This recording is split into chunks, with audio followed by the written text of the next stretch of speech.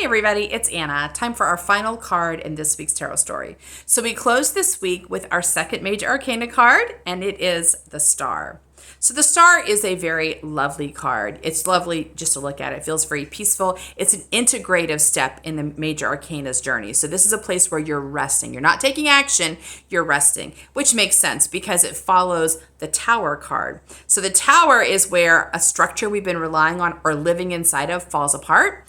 And it can feel like a disaster, but it falls apart because it's grown too small for us. It's actually a service to us that it falls apart because we need something bigger. We need a bigger space to operate in. So when the Tower falls away, we walk away from the Tower to experience our expansion. So the Star gives us a chance to pause in that experience, to kind of come out of that trauma, that sort of disorientation of the Tower, and to rest. You got an image of water, which is, of course, in the tarot, water is connected to intuition. So she's pouring water on the ground. She's pouring it in the lake. So she's kind of engaging her intuition. You have 7 stars in the sky, which connect to the 7 energy centers or the chakras. So the idea here is that all the energy centers are sort of being reset, brought back online. Anything that was disturbed is sort of being brought back into harmony.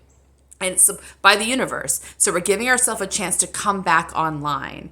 But not only are we getting restored, we're not really being restored. Restored suggests that we're going back to an old way of being. We're actually moving forward into a new way of being because that Tower fell because we went through a time of expansion. We got too big for that structure, and now we are bigger than we were before. So it's like now you're trying to feel what it means that you are newly expanded.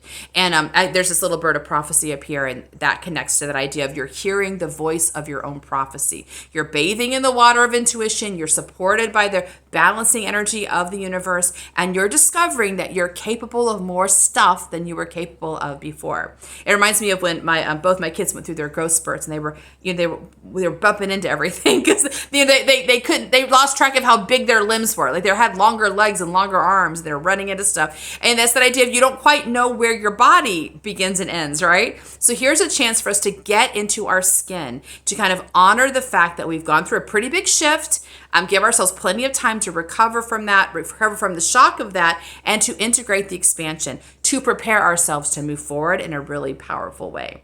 So this week's work has been about, the whole tarot story has been about really following intuition, letting it come into contact with the mind in the 2 of Swords, letting it pick the paths in the 7 of Cups. And the Fool is actually the personification of your intuition, right? So here we're following the intuition once again into the expansion, trusting it to recalibrate our compass and then see what's available. So what's really cool here is a reminder here is what you were not capable of before, you are possibly capable of now. So the Star invites you to re-enter the world, re-enter even the places of your challenge, and to discover if those challenges are still there. Sometimes they just drift away. Something you didn't believe you could ever do before, now you can do with ease and with confidence. So it's fun to check out what things have shifted in the world now that I have moved. The world hasn't changed. I have changed. So that's our final card for this week. I'll see you next time. Bye.